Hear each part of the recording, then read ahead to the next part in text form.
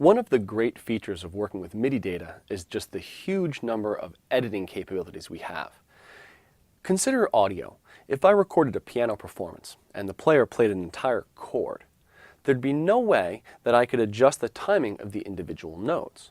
I could grab the entire chord and I could shift it back in time, as we saw earlier, but there's no way I could take just the note he played with his pinky and move that one later in time, because the entire audio performance from that piano is really a single region. In MIDI data, every single note is a separate event that can be edited individually.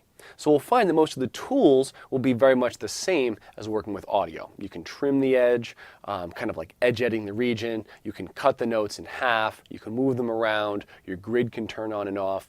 You should be pretty comfortable dealing with that. The view is a little different though, in that you see an entire piano roll, and each note will function as kind of a horizontal bar in that piano roll. The two ways that I find are really different and really important when editing MIDI though are going to be editing velocities and quantization. I'd like to talk about both of those now. So first, editing velocity is hugely important for adjusting the performance of a piece of MIDI.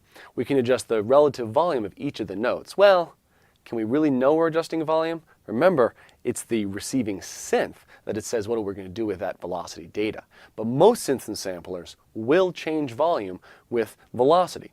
So by adjusting the velocities, you control the volume of the individual notes, even on a piano part when you have a big chord playing at once. I'd like you to take a moment to go to your DAW and just see how you can adjust the velocities of a performance in the piano roll.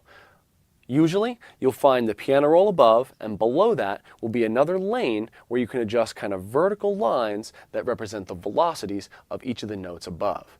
And you just want to get familiar with how to deal with that and how to handle those dots. Very often you can draw a line and adjust them in a linear fashion, or you can grab individual velocities and change them individually. Just get familiar with it, and then we'll move on to quantization.